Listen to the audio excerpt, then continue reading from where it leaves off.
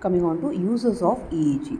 Okay, it mainly helps in localization of organic brain disease, especially subdural hematoma or abscesses. What happens is whenever a lead is placed on these subdural hematoma or these areas, what happens is the electrical activity will not be picked up by the leads.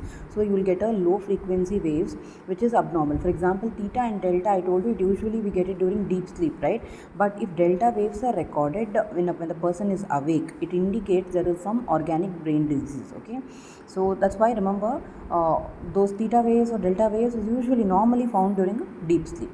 And also EEG is most commonly done in epileptic patients. For example, if you see a grand mal epilepsy, what happens is the brain neuronal activity is very high.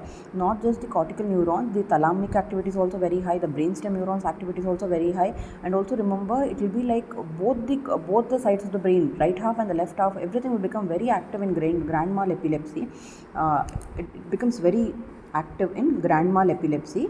And remember here, after few minutes the convulsions or epilepsy will stop in grand mal epilepsy because the neurons will get tired because of the neuronal fatigue, or some books mention as because of the activation of inhibitory interneurons, the convulsions will stop after few minutes.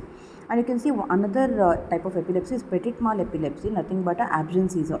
Here this is typically noted in kids. Okay, usually the teachers will identify this and report it to the parents. What happens is when the mom will be taking class, suddenly what happens is the child, it will start staring at the teacher without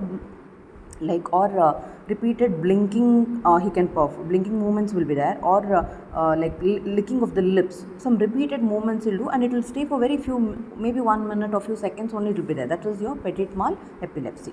And also, so hope you have understood one of the uses of EEG is to detect any organic brain disease, or second use is epilepsy. Third is to study sleep.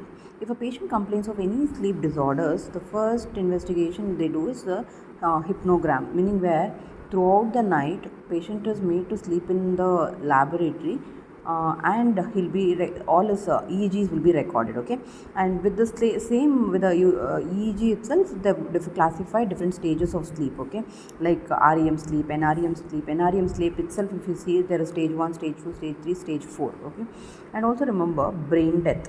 I think these days it has become very common, brain death because of the importance of organ donation.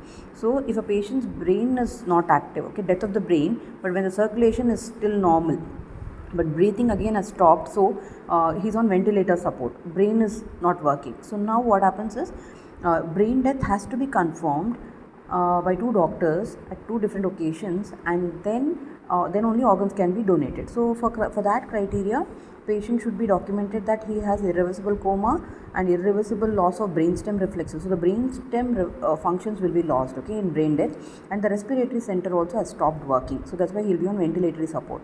Or there should be a demonstration of cessation of cerebral blood flow. Previously, EEG was used as one of the investigation to substantiate whether patient has brain death or not, but these days it is not that recommended because there are further even more advanced investigations. For example, now to demonstrate cessation of cerebral blood flow, they will do this angiography, okay, cerebral blood vessel angiography, and they demonstrate that there is no blood supply to the brain at all. That itself is a confirmatory test, like almost to tell the patient is in brain death. Okay, so these are the few uses of EEG. Hope you guys have understood. Localization of organic brain disease, subdural hematoma, abscesses, epilepsy. This is just one or two epilepsy only I mentioned, but there are so many different types of epilepsies in which EEG can be used. And to study its sleep and its disorders, to study the normal sleep also EEG is used.